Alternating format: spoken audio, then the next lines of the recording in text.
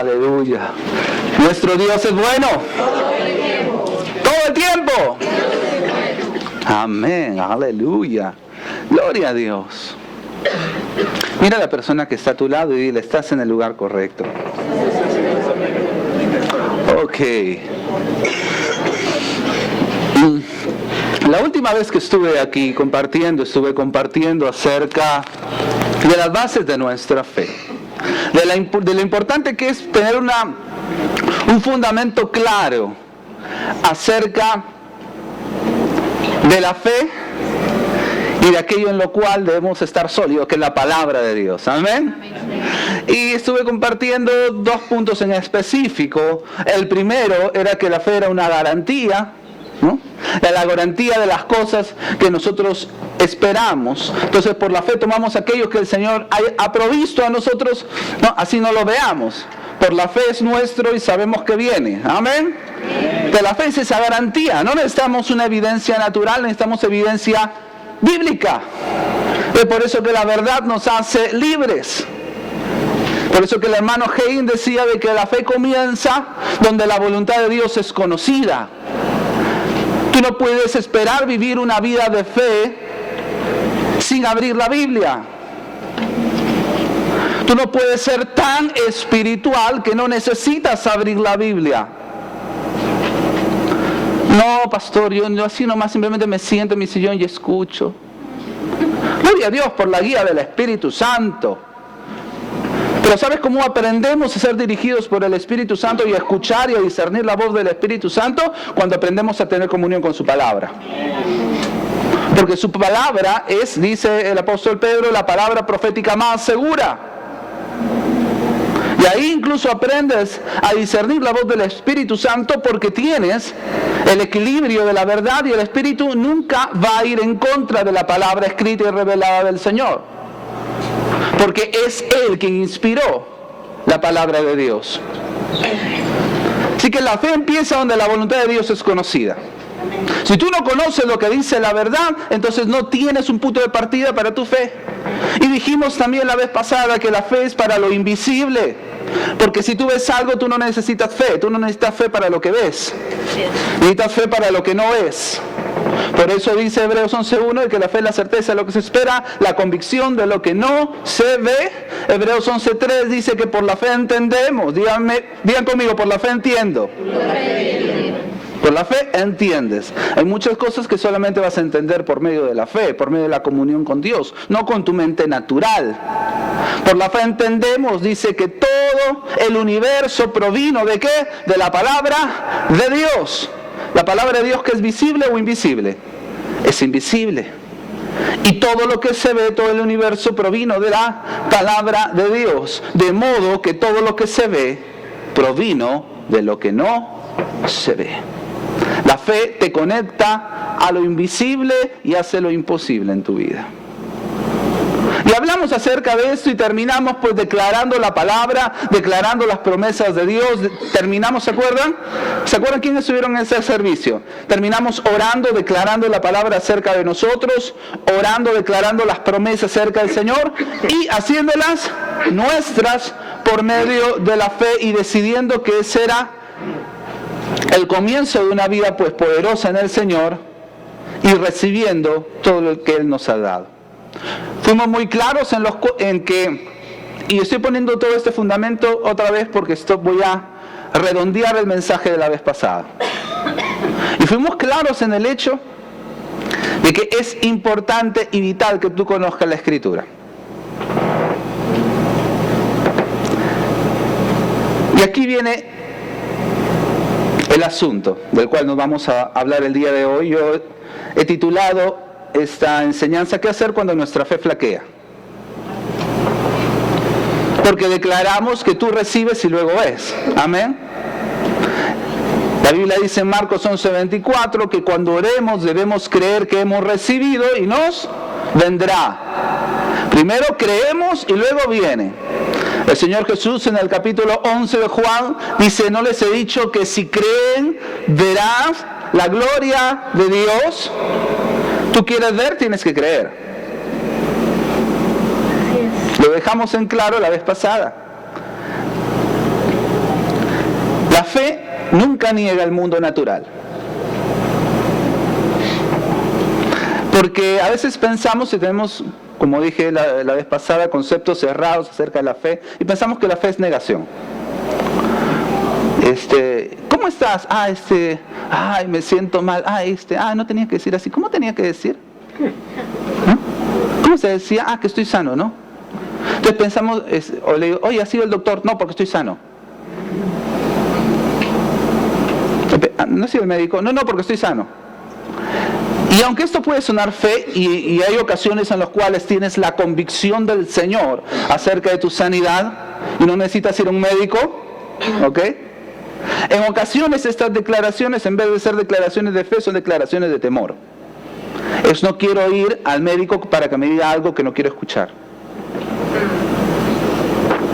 Y pensamos que la fe es negar la realidad, y la fe no niega la realidad, sino acepta una verdad superior por encima de lo que ve. No dice, no, yo no veo lo que pasa, no quiero ver, no.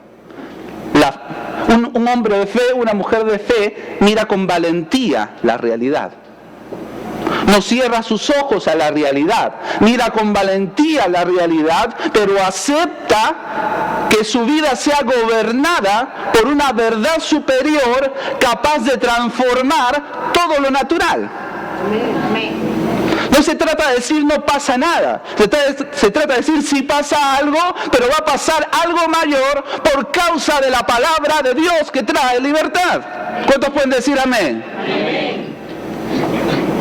Entonces no se trata de negar la realidad. Romanos 4:18. Demos un ejemplo aquí clarísimo. ¿Qué hacer cuando mi fe flaquea? Porque ustedes se fueron, declararon la palabra y era suyo, aunque no lo veían, saben que es suyo. Pero luego llegan al día a día y a veces la manifestación de lo que hemos creído parece demorar y parece tardar. Y tu fe se va desinflando.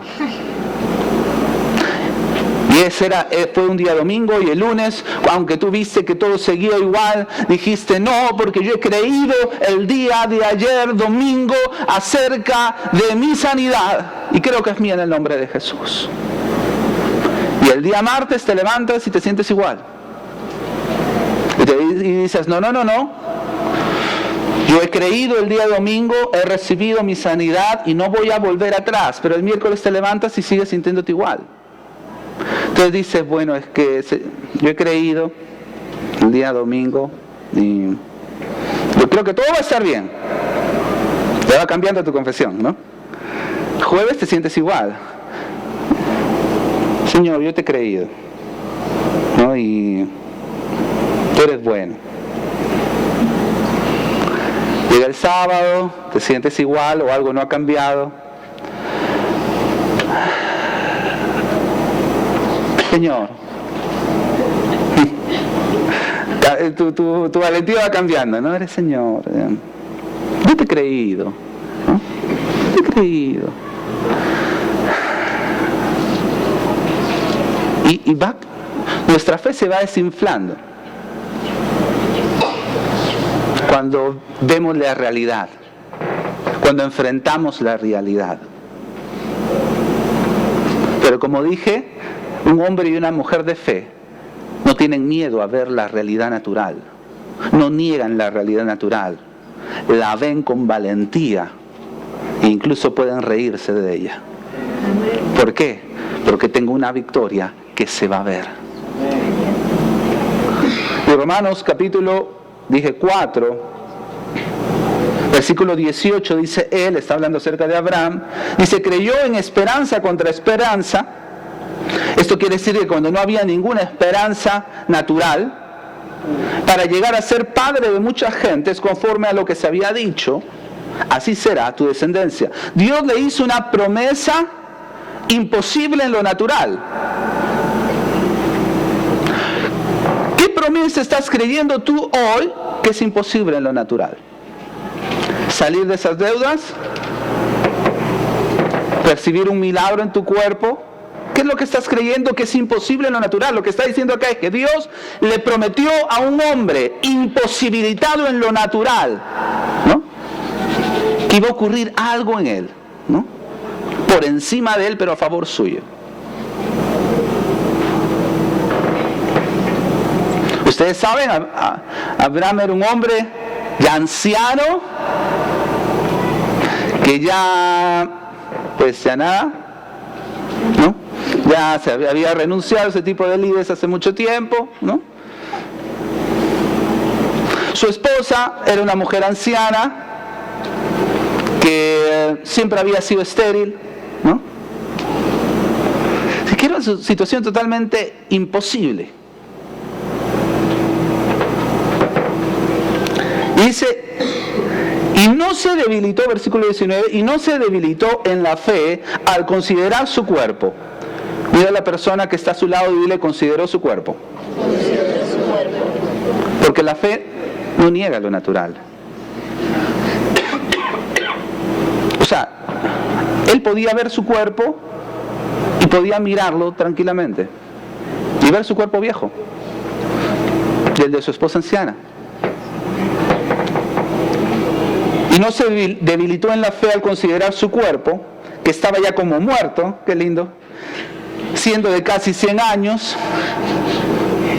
¿tú entiendes? O la esterilidad de la matriz de Sara. Una vez más, dice que consideró todas estas cosas, no negó nada de lo que pasaba. Le decía, no, mi esposa no es estéril, mi esposa no es estéril. O sea, consideró, sí, yo estoy viejo, ella no puede, yo no puedo. Pero consideró algo superior a esa imposibilidad. Romanos 4:20. Tampoco dudó por incredulidad.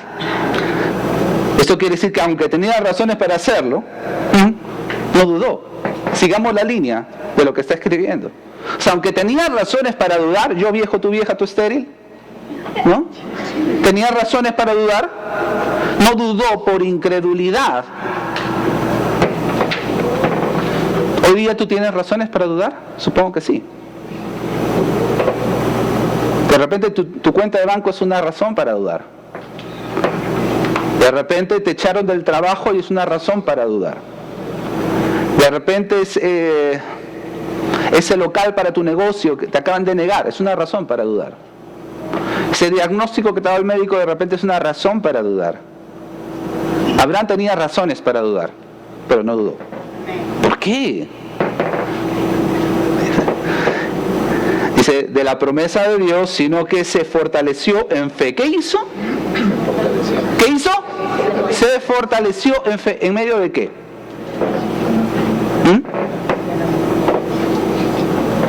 ¿En medio de qué se fortaleció en fe? Atentos, no pierdan de vista. ¿Podemos seguir así, profundizando en este pasaje? ¿Sí? ¿Sí? ¿Tu gente de la palabra? ¿Amén? ¡Aleluya! Se fortaleció en fe. ¿En medio de qué? En medio de la imposibilidad. En medio de la imposibilidad natural. ¿Sabes cuál es nuestro problema en ocasiones? Que queremos una fe que navegue en medio de la comodidad. Y es por eso que nosotros tampoco nos fortalecemos mucho en la fe. Porque queremos una fe que pueda navegar en medio de la comodidad. Y es por eso que cuando llega la oposición, llegan los problemas, llegan las pruebas, ¿qué haces? Te desinflas. O piensas, qué sé yo, de repente no estoy en la voluntad de Dios. Y tantas cosas. Queremos una fe que navegue en medio de la comodidad, pero no.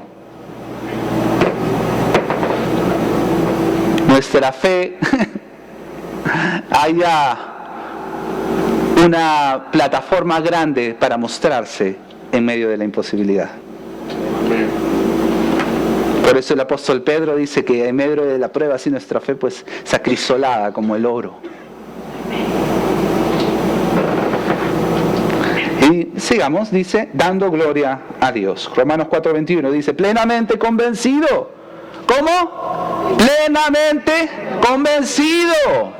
¿No dice sabiendo un versículo? Lo hice habiendo llevado un curso. Es maravilloso saber un versículo. Si te sabes 2 es mejor, si te sabes 3 es mejor. Es maravilloso llevar un curso, ¿no? Pero nosotros hemos conocido personas que han llevado fe 1, fe 2, fe 3, fe 4, fe 20, ¿no? Y su vida es un desastre. Y siempre sacaron 20. ¿Sabe fe? Sí, sabe fe, pero vive muy poca. Dice que él estaba plenamente convencido. Esto toma tiempo. Porque si ves desde el comienzo, Abraham recibe la promesa, pero no tiene a Isaac en ese momento. Fueron como 20 años después. Y si tú ves la vida de Abraham, patinó varias veces. Él tenía la promesa, escuchó la palabra de la boca misma de Dios, pero caminó fortalecido en la fe, paso a paso, patinó y se volvió a levantar.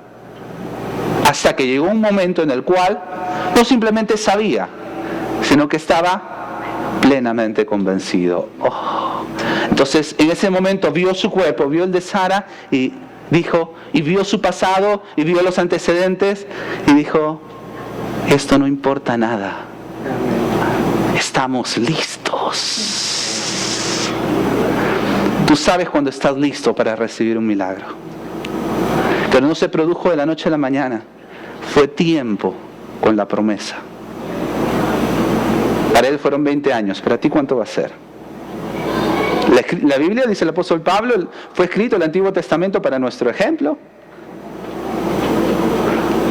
A él le costó 20 años estar completamente persuadido, convencido.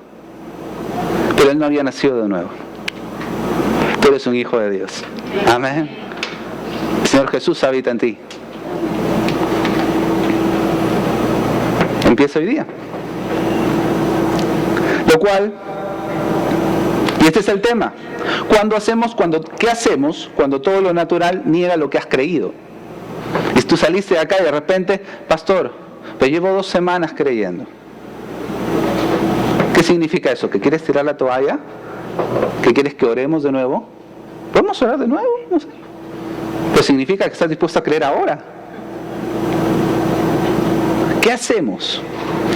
Así que quiero mostrarte, para ir terminando, ¿no? Ya, ok.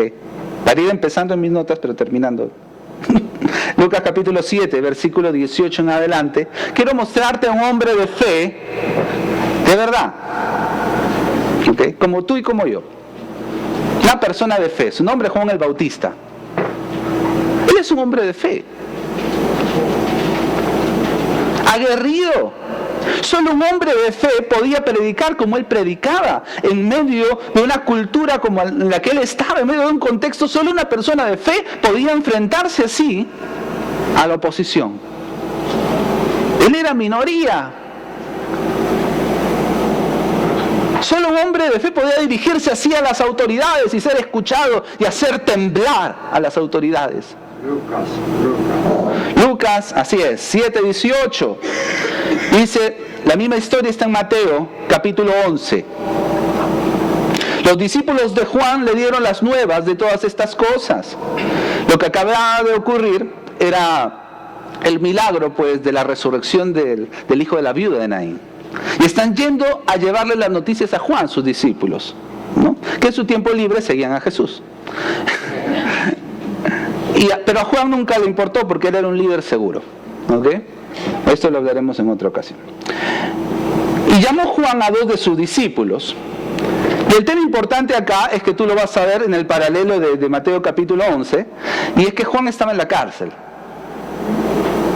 En este momento de la historia, Lucas no lo dice expresamente, pero Mateo sí lo dice. Juan estaba en la cárcel. Ustedes saben, su ministerio ya estaba siendo cumplido y ahora él está en la cárcel. Conocemos toda la historia de cómo llegó ahí y va a ser ejecutado. Y llama a sus discípulos y les hace un pedido especial. Interesante. Versículo 19. Y los envió a Jesús para preguntarle, ¿eres tú el que había de venir o esperamos a otro? Un ratito. ¿Este es Juan el Bautista? Este hombre aguerrido, este hombre osado, valiente. Y han enviado a sus discípulos a preguntarle a Jesús, pregúntenle por favor si Él es o tenemos que esperar a otro. Un momento, Él es un profeta. Él ha escuchado la voz de Dios, ha estado en el desierto viviendo, escuchando la voz de Dios, ha estado cumpliendo el ministerio del profeta. Dios le habló a su corazón acerca de quién es Él. Él es el que miró a Jesús y dijo, he ahí el Cordero de Dios que quita el pecado del mundo. Él mismo cuando estaba bautizándolo lo vio y le dijo, tú eres el que tienes que bautizarme a mí, yo no soy digno ni de desatarte los pasadores.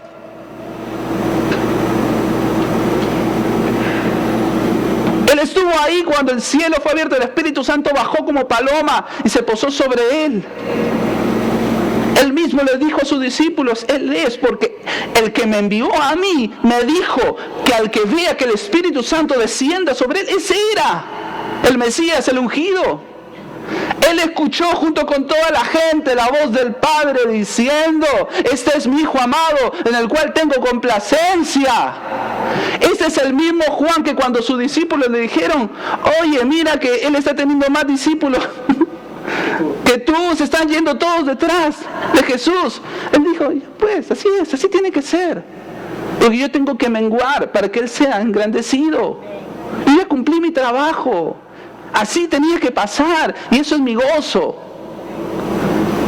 Y ahora está en la cárcel, está diciendo, pregúntenle si es. Ustedes saben que las cárceles antes no eran como las de ahora. Las de ahora podrían ser palacios en comparación a las de antes. Está con una sentencia para ser ejecutado.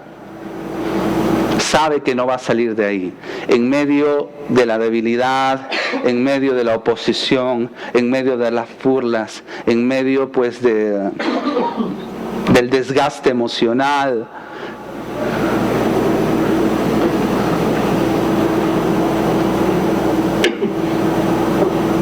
Y a veces no nos hemos sentido así. Sabemos lo que el Señor nos ha dicho, hemos visto su mano, sabemos lo que nos ha prometido. Pero la presión es tanta. Y ahora vemos acá a un Juan, ser humano, sintiendo flaquear su fe y diciendo, dudando de todo. Diciendo, díganle, pregúntenle. Yo sé que no salgo de acá, pero al menos quiero irme tranquilo. Quiero irme de aquí sabiendo que Él era, que no trabajé por las puras. Solamente quiero escuchar de sus labios que sí era.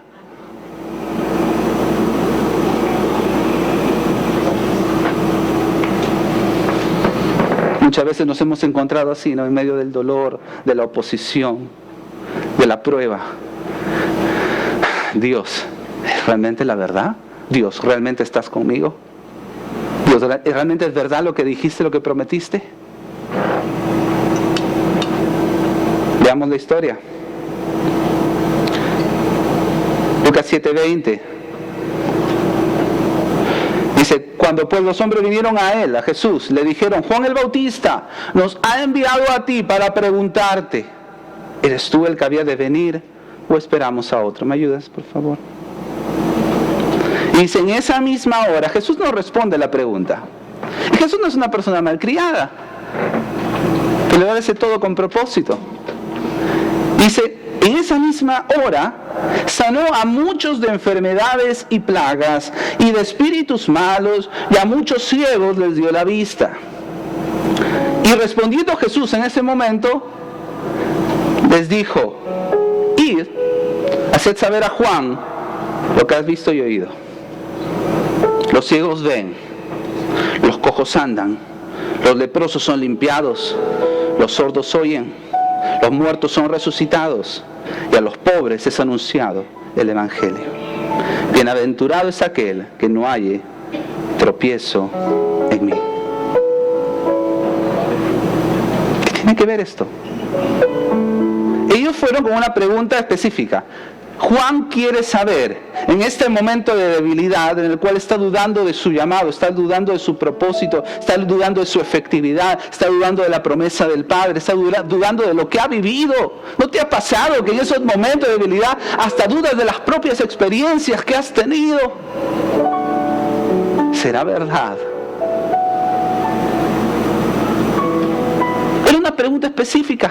¿Eres o no eres? Es lo único que quiere saber nuestro maestro. Y él no dice ni sí ni no. Fíjate, en ningún momento le dice, díganle a Juan que sí soy. ¿Esa no es la respuesta? O sea, la respuesta a la pregunta es, díganle a Juan que sí soy. Porque él sabía que era. Pero ¿qué es lo que hace? Dice que empieza a sanar enfermos, a limpiar leprosos, a predicar la palabra. Y dice, díganle a su maestro, díganle a Juan, que los ciegos ven, los cojos andan, los sordos oyen, los muertos son resucitados, los leprosos son limpiados y las buenas nuevas son predicadas a los pobres. ¿Qué tiene que ver esto? ¿Por qué no le dijo que sí? A menos que él tuviera un propósito más importante, porque en medio de esas situaciones un sí no es suficiente. Porque ellos pudieron haber vuelto a la cárcel y decirle, Jesús dice que sí es. Porque esa era la respuesta, ¿no? Imagínate, llegan y le dicen, Jesús dice que sí es el Mesías. ¿Qué hubiera pasado? ¿Tú crees que eso hubiera complacido el corazón de Juan? En realidad no. No lo hubiera complacido. Hubiera seguido con dudas. Ok, pero él lo dice.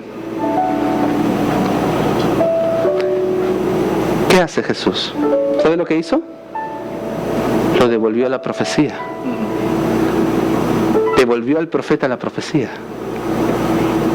Lucas capítulo 4 dice que Jesús está en el templo, entra en la sinagoga y les ha dado el rollo del profeta Isaías. Capítulo 61, pueden leerlo del 1 en adelante. Y empieza a leerlo, ¿leemos? Vamos a leer desde, sabemos lo que ocurre en Lucas, pero vamos a Isaías 61, porque Isaías 61. Gracias, Dey.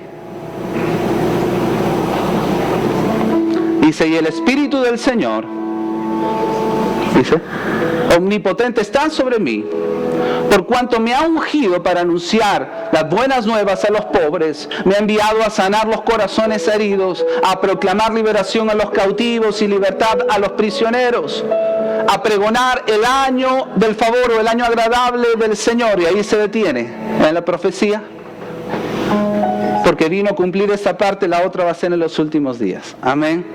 ¿Quiénes llevaron el curso en los últimos tiempos? Amén. ¿Qué tal? ¿Aprendieron? ¿No? Si tú no lo has llevado, pide el curso de los últimos tiempos. Amén. ¿Cuánta revelación se ha dado en este curso? Y luego, con el rollo todos se quedan esperando a ver qué vas a decir, porque era normal dar una pequeña reflexión después de haber leído. Y dice, esta profecía o esta palabra se ha cumplido hoy delante de vuestros ojos. Yo soy, en pocas palabras, de aquel de quien se decía esto. Y ahora Jesús está haciendo la obra y dice, díganle a su maestro esto. Quizás ustedes no entiendan la respuesta que les doy, pero Juan la va a entender. Amén. Díganle, los ciegos ven, los muertos han sido resucitados, los sordos oyen, y a los pobres les es pregonado el Evangelio. Quizás ellos se iban volviendo y diciendo, ¿qué cosa habrá que tendrá que ver Chana con Juana? ¿No? ¿Qué tendrá que ver esto? Y volviendo y diré, maestro, no entendemos lo que Jesús te ha respondido, pero te lo decimos. Dice de que los ciegos ven, obvio, nosotros lo hemos visto, ¿no? Los sordos oyen, los muertos han resucitado, los leprosos son limpiados, los cautivos son liberados, los de quebrantado corazón son sanados, y es pregonado el año agradable del Señor. ¿Te suena algo?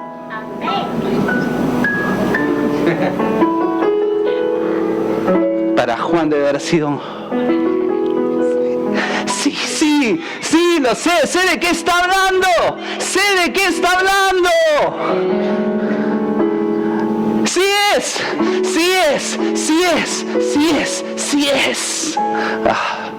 Me puedo ir en paz. Devolvió el profeta la profecía. Porque cuando tu fe flaquea, solo hay un lugar al cual tú debes volver: a la palabra de Dios. Dice que el Espíritu Santo te recuerda las palabras de Jesús. Siempre te va a guiar a la palabra.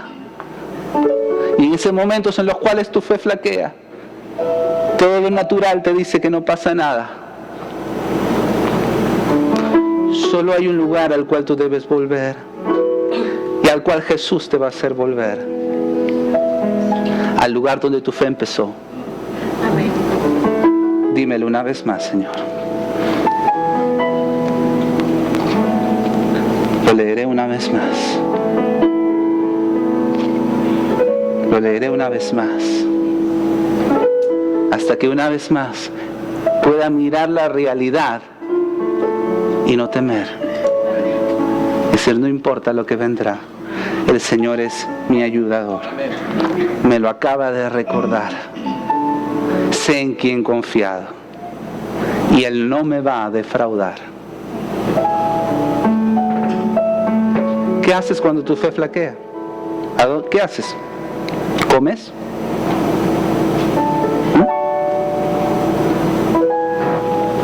A veces, ¿no? Cuando tu fe flaquea, comes, te vas de compras. Tienes deudas que pagar, pero te vas a comprar de todas maneras. Empiezas con la quejabanza, lo contrario de la alabanza. Haces tus cadenas de oraciones por Facebook, por todos lados.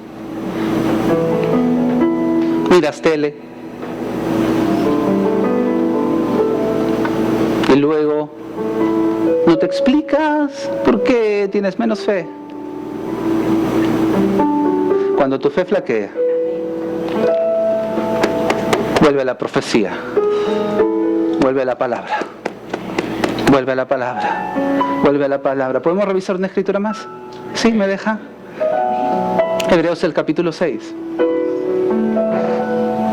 Me encanta esto. Y lo vamos a encontrar en Abraham otra vez.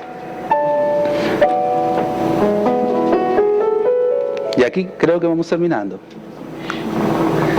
Hebreos 6:15 en adelante está poniendo el ejemplo de Abraham una vez más. ¿Recuerdas? Abraham, el cual creyó, se fortaleció en fe hasta estar plenamente convencido y nunca negó la realidad, sino que tomó la palabra de Dios como superior, capaz de transformar la realidad. Amén. Hebreos 6:15 dice: y así, después de esperar. Hay que esperar a veces. Y él esperó casi 20 años. No va a ser así contigo. Dice: esperar con paciencia. Y la paciencia no es esperar sentado. La paciencia no es pasiva. La paciencia es una fuerza activa. Que te mantiene a ti firme entre el momento que has creído y ves la manifestación de lo que creíste. Dice: Abraham recibió o vio manifestado lo que se le había prometido. Vio manifestado lo que se le había prometido. Porque si crees, verás. Si crees, verás. Porque vas a ver, no importa cuánto tengas que esperar, sé paciente porque vas a ver. Mira a la persona que está a tu lado y dile: vas a ver. No así por ser, vas a ver. Y esto se pone mejor, dice Hebreos 6:16. Los seres humanos juran por alguien superior a ellos mismos, y el juramento, al confirmar lo que se ha dicho, pone punto final a toda discusión. ¿Qué quiere decir? De que después de todas las cosas que se dicen, el juramento pone final a toda discusión. Y luego va a decir más adelante que Dios no solamente lo ha dicho, lo ha prometido, sino que lo ha jurado. ¿Por qué? Porque en esos momentos de flaqueza, de debilidad de tu fe, tienes una discusión adentro. Todos tus sentidos discuten con tu corazón. Y tu corazón está ahí diciendo, yo he creído la palabra, pero empieza la discusión y tus ojos dicen, pero no lo vemos. Y tus oídos dicen, muchacho, no lo escuchamos. Y tu tacto te dice, llevamos 2 semanas y todavía no lo tocamos. Tu gusto te dice, no lo hemos probado todavía. Y tu corazón empieza a perder la discusión. Pero donde el juramento es hecho, la discusión se acaba. Por eso volvemos a la palabra. Ahí se acaba la discusión. Cuando sientes que hay una discusión acá adentro, vuelve a la palabra y di, cálmate, porque aquí está dicho. Y tus ojos dicen, pero no lo, cállate. Y tu boca dice, pero cállate. Porque una vez establecido el juramento se acaba la discusión. No voy a discutir con el Señor. Ya está hecho. A ver, sigamos. Versículo 17. Por eso Dios, queriendo demostrar claramente a los herederos de la promesa, digan a mí, que su propósito es inmutable, o sea que no va a cambiar. No cambia. No importa qué hagas, no cambia. La confirmo con un juramento. Para que te quede claro que está hablando en serio. De veritas, de veritas. 18 dice, y lo hizo así para que ese es el propósito, mediante la promesa y el juramento, que son 2 realidades inmutables, incambiables, en las cuales es imposible que Dios mienta. Es imposible. Es imposible. Ya lo dije y lo juré. Es imposible mentir al respecto. No tomes a Dios por mentiroso. Recuerdo lo que hablamos el otro día acerca del profeta Balaam. Anda y maldice. Ok, no, porque yo no voy a vender mi oficio. Te damos más plata, vamos. Pero solamente voy a decir lo que el Señor diga, ¿ya? Ya, ok, anda. Hice los sacrificios, sube. Toma aire para maldecir a Israel. Y oh Israel, qué hermosas son tus carpas.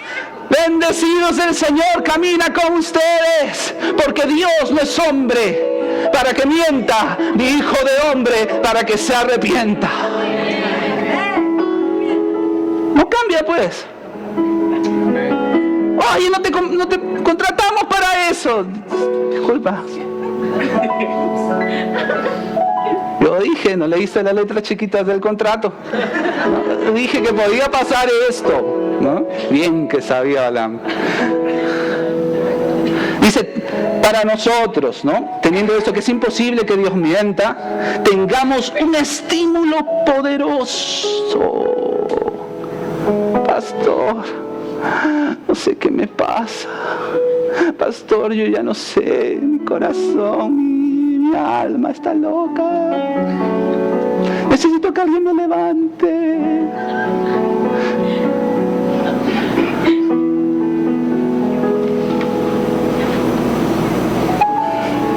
La palabra del Señor es un estímulo poderoso. En esos momentos de debilidad, no, tú necesitas un estímulo, no necesitas el estímulo del trago, no necesitas el estímulo de la televisión, no necesitas el estímulo de un resort, no, necesitas el estímulo del juramento de Dios, que es inmutable y que te dice una y otra vez que Él no miente. Estímulo poderoso, no es cualquier estímulo, es un estímulo poderoso. Para los que buscando refugio, porque en medio de esa debilidad, cuando todo se mueve, necesitamos refugio, un lugar seguro. Y un refugio no es un lugar donde ay, hasta que pase todo. No, refugio es un lugar de seguridad, porque tú necesitas volver a la seguridad. De refugio, nos aferramos a la esperanza que está delante de nosotros, porque viene. Versículo 19, tenemos como firme y segura ancla de Él. Porque ahí se levantan tus debilidades, ahí se levanta tu flaqueza, en el alma. Pero dice que este juramento, esta palabra, se transforma en una firme ancla de tu alma. El ancla que te mantiene ahí, que aunque soplen los vientos, al barco no lo mueven porque tiene un ancla bien puesta. Soplarán los vientos y tú dices, no, tengo un ancla. Alma mía, aquíétate. Alma mía, tranquilízate. Todo está bien, porque el Señor lo ha dicho, lo ha jurado y Él no miente. Por eso el salmista decía, mi alma es como un niño amamantado en los pechos de su madre. ¿Has visto a un bebito tranquilo? Dice, así es mi alma con el Señor. Dice, ancla el alma una esperanza que penetra hasta detrás de la cortina del santuario, hasta donde Jesús, que es la palabra viva, el precursor, o sea, el que abrió camino. Él no entró solo, sino que abrió el camino para que gente entre detrás suyo. Dice, entró por nosotros, llegando a ser sumo sacerdote para siempre según el orden de Melquisedec. Te lo digo de esta manera, lo estuve escribiendo esta mañana. Y dice, sus promesas son tan ciertas como que Jesús está en el trono. Sus promesas son tan ciertas como que Jesús está en el trono. Sus promesas han sido validadas y ofrecidas completas a través de Cristo. Cuando veo la palabra en los momentos de flaqueza, veo a un Cristo ofreciéndome la plenitud de su obra a favor mío. Mi ancla ha ido hasta el trono.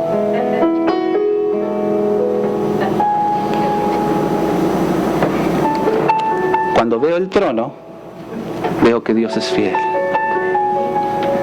Él lo dijo y lo cumplió. Ni la muerte ni el Hades pudieron detenerlo.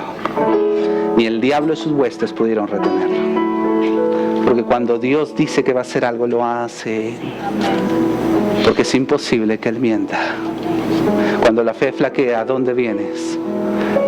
Cuando empiezas a dudar de todo, vuelve a la profecía. Vuelve a la palabra. ¿Qué me dijiste? ¿Qué me dijiste? Perdóname, Señor, por haber sido tan necio estos últimos días.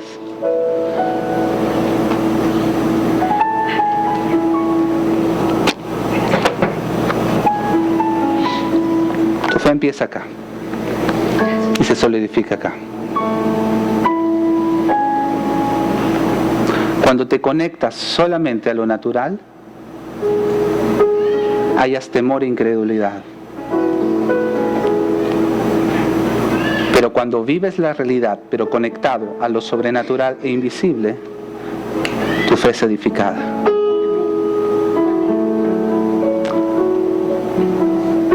Para terminar, solamente quiero que leas este pasaje. Lo he puesto ahí, es de la versión, igual Romanos 4, pero de la versión de Message, pasaje que leímos acerca de Abraham, 4, 17 y 18, con esto finalizamos ahora sí.